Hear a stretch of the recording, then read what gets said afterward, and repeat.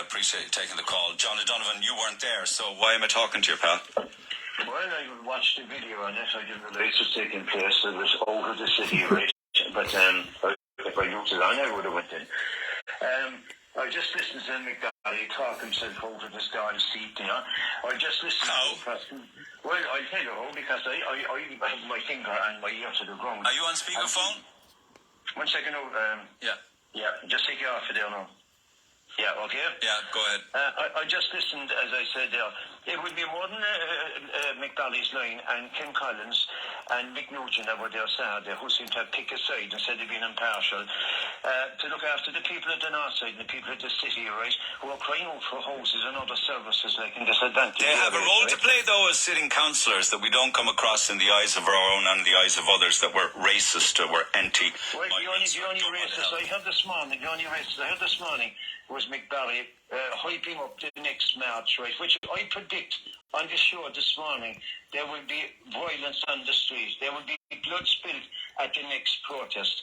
Because what was said here this morning, and the way people that are genuinely turning up, that are sick to death, and you've had many calls, Neil Prendeville, on this program here, about people going through terrible times trying to get houses, sleeping. And but a lot of them wouldn't stand over one side shouting at the other, Nazi scum off our streets, and the other side shouting back, pedo scum off our streets. Eggs being thrown at anti-racism protesters. But you see, the thing is, like, I mean, this far right and extreme far right has been thrown out there, right? That suits the government, you see. Like, and people are like Barry are buying into it, and the Shinners. And if people think the Shinners are going to come in and away horse now and save this country, after what I've seen there on the video, they're there. And in January, they like the Sinn Féin and are opening their mouth. About 14,000 people have come in here. The Ukrainians are welcome here, right? But there's thousands of people coming in here now. And it's well established that they are destroying their documentation. We don't know what criminal backgrounds they have. We don't know what their background at all is. Yeah, but was there a single banner or placard or flag that said that, though, that their actually issue is with the undocumented who are coming in under international protection orders? Because all I can see is, how's the Irish, not the world, in the plantation? Ireland for Ireland. In all fairness, it's hard to blame people now if they are turning, and everyone is falling under the one thing now, that people for years have been waiting for houses. You've had them on your program here, they're 12 years on the housing list, right? And all of a sudden the government can pull out the stops for every Tom, Dick and Harry on the planet. But our one, John and Mary, that are on the housing list for years, and I know many of them. I spoke to a council last week who has a girl on 6 years, herself and her son, waiting for a flat, and the flat was given out to a non-national. Yeah, but he's not in government. No, but I mean, it's what's happening. Like, I mean, this is the perception out there that people are being left behind. The Irish have been left behind for years, for decades. This country hasn't been governed properly for years.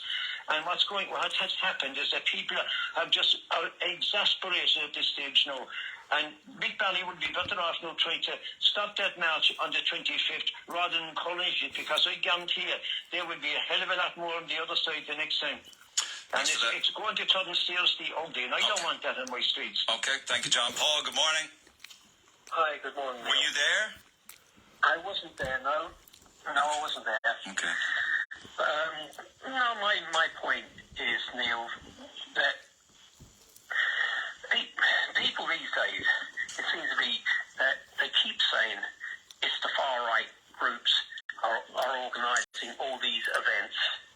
Yet, I have never heard the name of a single far-right group, Irish far-right group, named.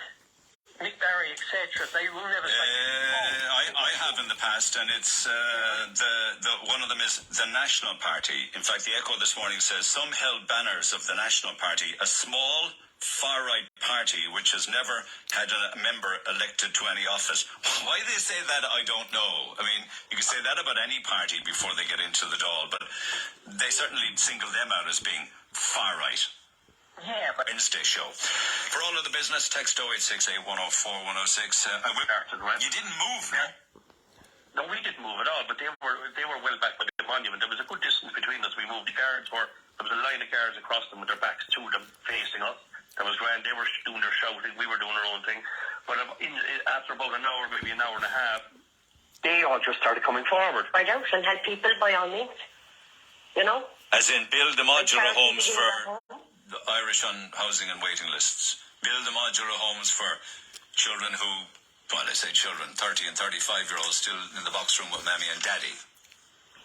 Of course. But they like... Right. It's a disgrace, says Marie from Clonakilty. I mean, talk to anybody that doesn't have a medical card and gets sick, and you know what it's like having to pay for doctor's visits and pay for prescriptions, and my God almighty, they are very, very, very valuable documents to have, or indeed a very valuable card to have, a medical card. Back to the phone lines we go. Fergal, good morning.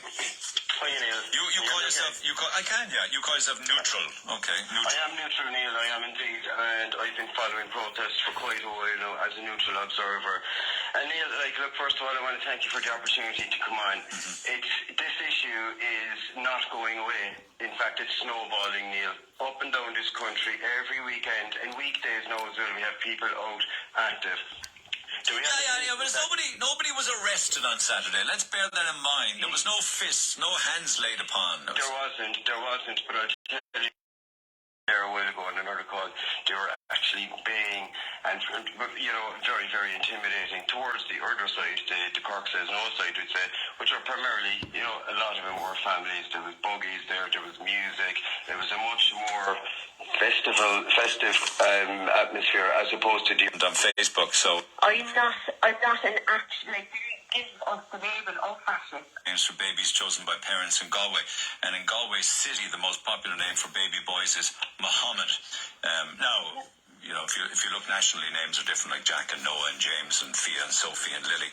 But isn't that interesting that in Galway City now, the number one popular name for a baby boy is Mohammed? Doesn't that show how Ireland is changing?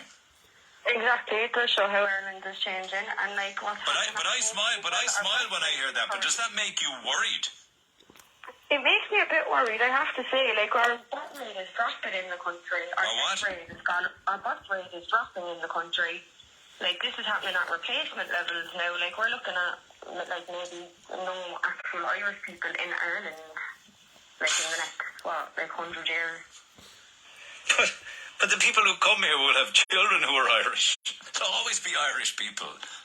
We're Irish, but we're from somewhere else. Do you know what I mean? Like, if you go back far enough, I think my people are from France, for God's sake. If you went back far enough, you'd find that they weren't Irish at all. Yeah, but you can't just say that it just belongs to everyone. Like, that's a ridiculous statement. But why can't it belong to everybody if they come here to work? I understand. Listen. Because this government are incompetent.